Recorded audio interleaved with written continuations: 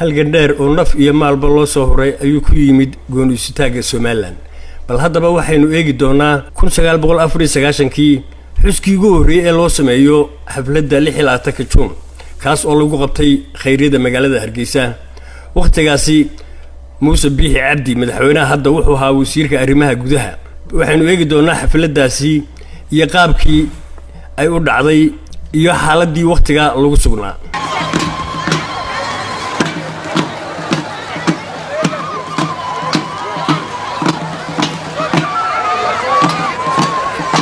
waxaynu barbar dhigi doonaa xuskii xalay lagu qabtay qasriga madaxtooyada Somaliland ee lagu xusayay sanad guuradii 16aad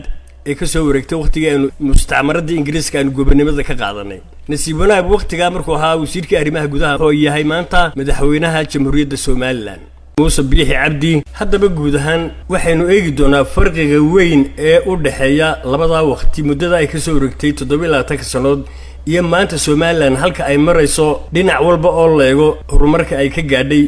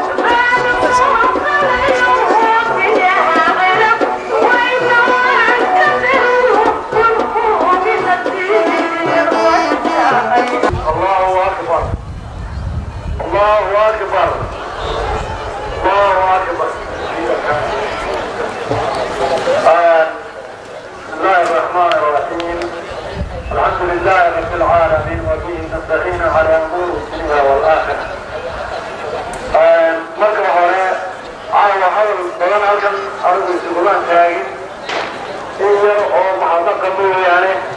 waa waqti uu koobay waxa koobaad waxaan ma maqlayaa intii ka qayb gashay qaabada iyo isku dubarkiiska ladan caawa lagu maamulayo wixii la baataa lagu saayo wixii la baataa guddigaas oo ka ahayd dad fara badan oo heer qaran ilaa wasiiro dhalinyaro haween mushaahid ay ka qayb qaadatay waxaan aad ugu mahadnaqaynaa hawsha ballaaran ee ay ku soo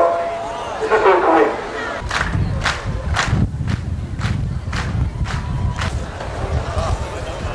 الله أكبر الله أكبر الله أكبر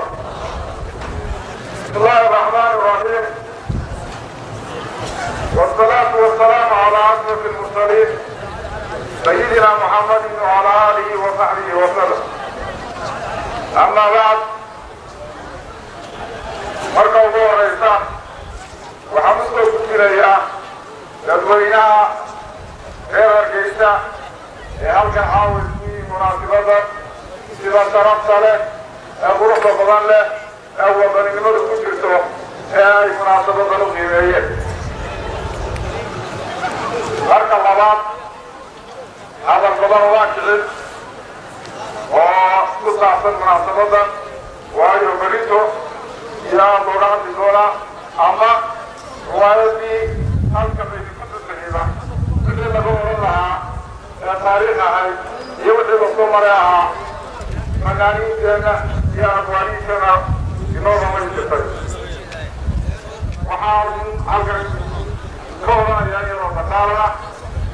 waxa weeye walaalayaal marka ugu horraysa ilaahay baa mahadnaale halkan inagu soo diray inaynu si nabadgelyo ah 34 sano dabadeed u xusno munaasabada 26 Juun oo halkan aynu isku wada nimaadno iyadoo aad ogtihiin meelaha waxyaabaha la soo maray iyadoo aad ogtihiin dibkii loo soo galay iyadoo aad ogtihiin dhimashadii loo musay iyadoo aad ogtihiin halkankii dheeraana loo soo galay munaasabadani caawa waxay kulmisaa hore oo ah ingiriiskii intii lala dagaalamayey ee laga xoreynaya dalka iyo dictatorkii waddanka qabsaday ee kolka 20 sano ugu dambaysa haysay intii laga xoreynayay walaalayaal lixdankii gobonnimadii ay mehelay masharaabo uu ku dhacay waa weyde ilaahay baa mahadnaale mar labaad halka inoogu soo celiyey oo aynu maanta gacanteena ku haysano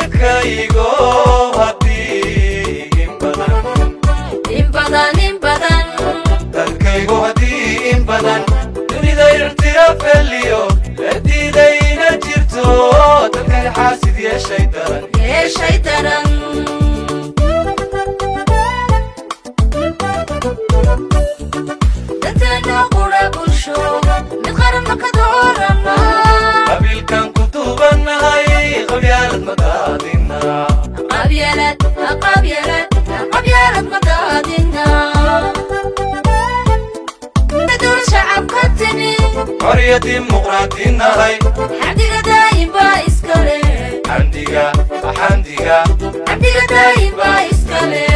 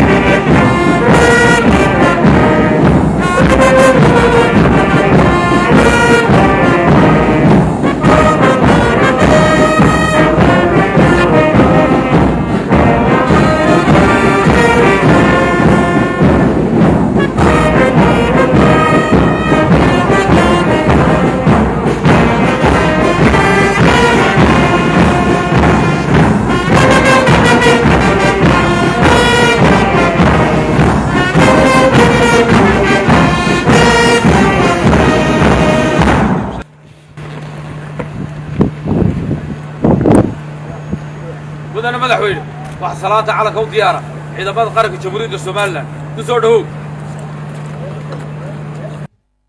aad bay farxad igu tahay caawa inaynu ka soo qayb galno inagoo nabada xasiloon horumar samaynay roobku inoo oo barwaaqo ilaahay ina siiyey nimcada badan ee bayna siiyey inagoo ku mahadnaqayna inaynu caawa u dabaaldegayno 61 sanadood oo ka soo wareegay maalintii aynu xornimadeena qaadanay qarnimada markaynu qaadanay qaybtii horeba waa la isku diiday shan Soomaaliyeed baa loo socday shantii oo la doonay mooyee labadii isu tagay ayaa dawladii Soomaaliland markay koonfur tagtay waxba loo ogolaan waayay